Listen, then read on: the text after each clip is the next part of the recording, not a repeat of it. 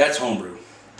This started out about 4 weeks ago in my water out of my tap, ingredients that I picked up at the local brew store, ran them through the process, followed the recipe, tweaked it here and there, put it in my kegging system, and now I'm enjoying beer.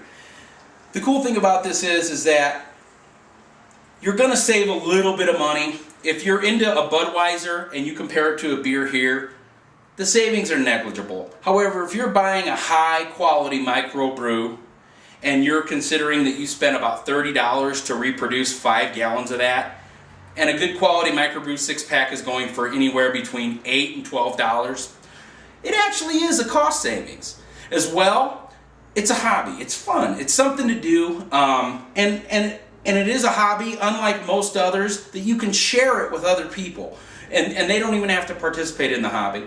You can go through your whole brewing process. They come over, and you get that satisfaction of sharing a home brew with somebody and getting their reaction, good or bad, doesn't matter. You only make good beer and better beer.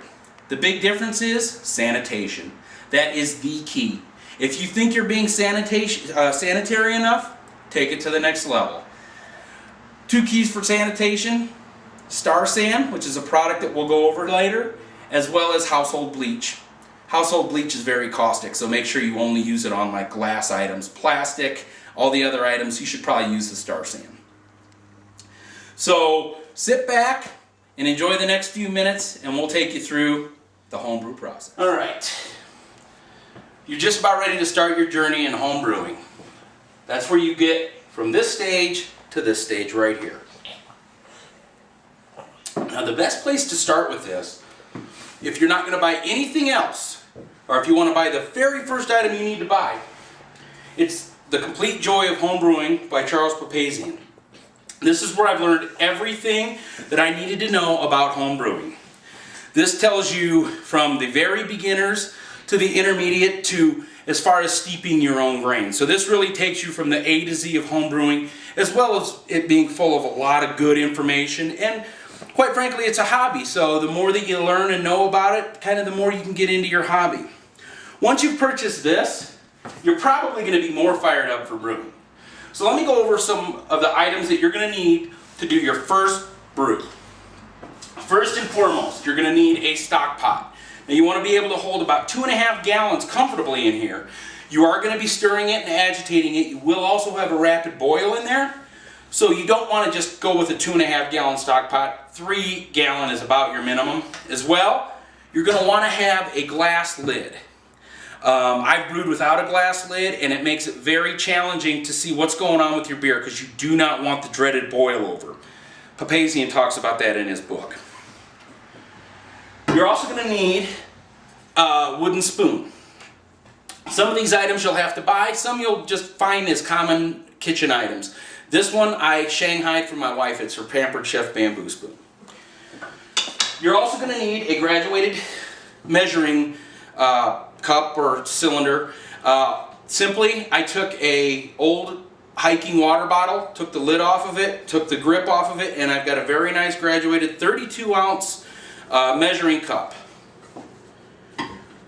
The key to doing homebrew is sanitation. We'll go over Star San and sanitation in another segment. However, this is something that you will have to purchase for your first go around. I use this, and I also use common household bleach. There again, we'll cover that in another segment. As well, you're going to need a blow-off hose, and you're also going to need a airlock reservoir. Now here again, I like ice cream, and this 1 gallon old-fashioned ice cream bucket has served me well as the blow-off hose. We will go over this in coming segments.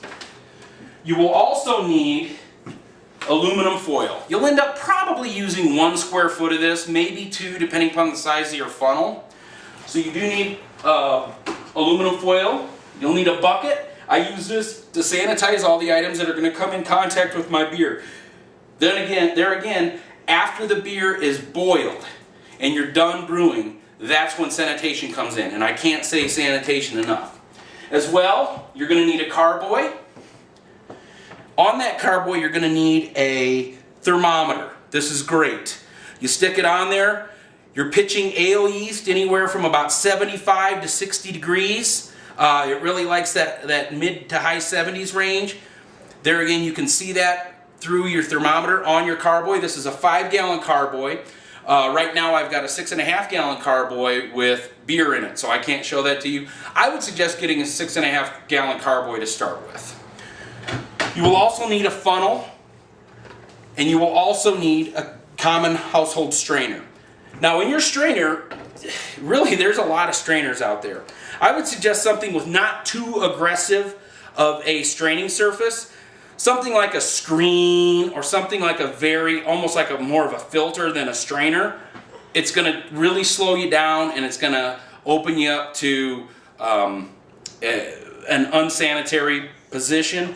You want to keep the big, large items out of your primary fermenter, but you're going to get some hops in there. You're going to get maybe some orange peels or some ginger or some flavoring agents. Don't worry about it. That's fine. So everything that I've showed you here will get you started in your first brewing experience, and probably you're looking at less than $100 of expense. All right, although some of these items here are required, there are some items that will make your life a bit easier during that first homebrew. Once again, this is what you need to get by at the bare minimum, and some people may even argue that. To me, this is where I feel you need to be. However, there are some items that will make your life easier. One of them is a carboy carrier. This is a nylon strap. It fits around your carboy and snaps. Gives you 2 handles, because 5.5 gallons of beer gets very heavy. So this allows you to move your beer around very easily.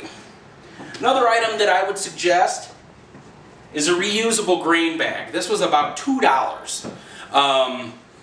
When we go over brewing and what you add to your brew pot, this is an indispensable item. You can get a brewer's cheesecloth. It's disposable. There again, it's a matter of preference. I've had this and had nothing but success with this. Now, all these items take up a lot of room. Our wives like beer, but they don't like messes. So what I've got here is just a large 30-gallon Rubbermaid tub with a lid. All of my items fit in there, and it just makes the brewing experience more clean.